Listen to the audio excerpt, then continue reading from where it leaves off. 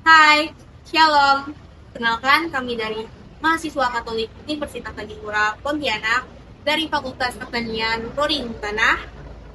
Di sini kami akan mempersembahkan sebuah drama yang berjudul Perumpamaan Anak Tunggal.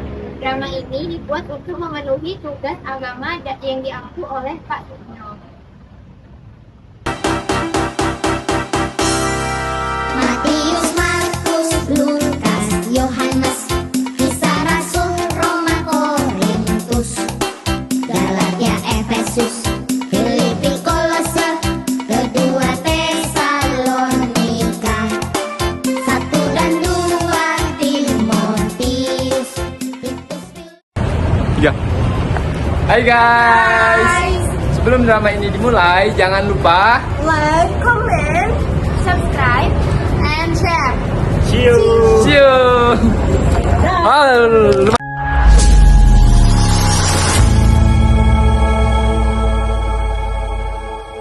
Yesus berkata lagi, ada seorang mempunyai 2 anak laki-laki, kata yang bungsu kepada ayahnya, Bapa, berikanlah kepadaku bagian harta milik kita yang menjadi hakku.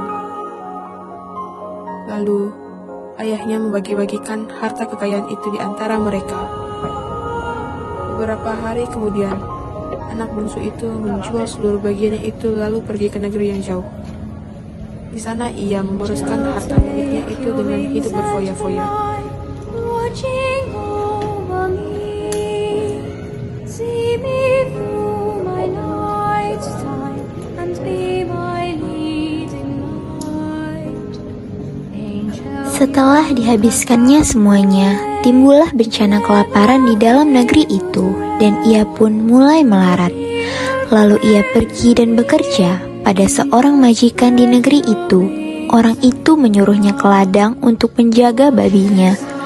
Lalu ia ingin mengisi perutnya dengan ampas yang menjadi makanan babi itu, tetapi tidak seorang pun yang memberikannya kepadanya. Lalu ia menyadari keadaannya. Katanya, betapa banyaknya orang upahan bapakku yang berlimpah-limpah makanannya, tetapi aku di sini mati kelaparan.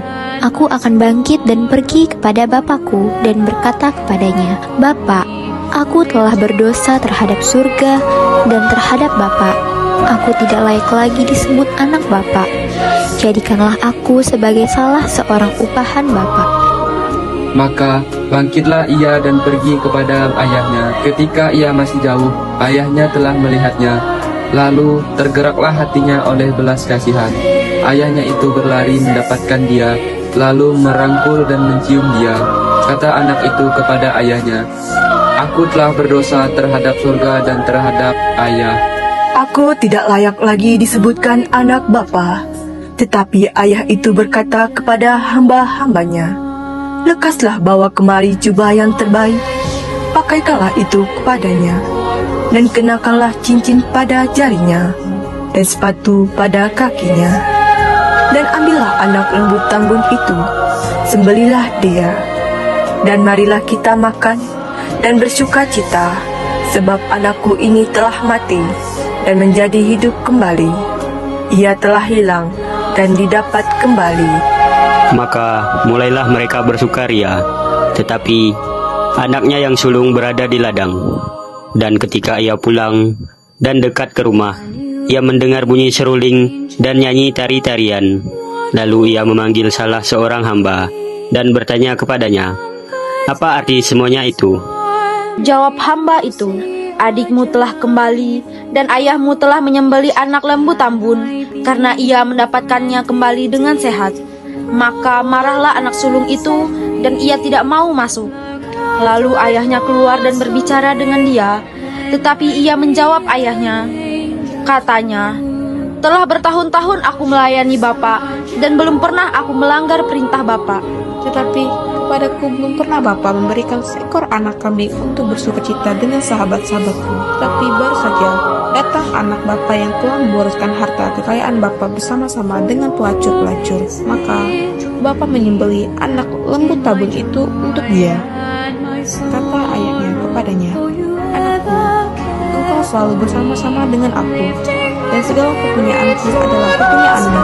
Kita patut bersukacita dan bergembira karena adikmu menjadi hidup kembali. Ia telah hilang dan didapatkan kembali.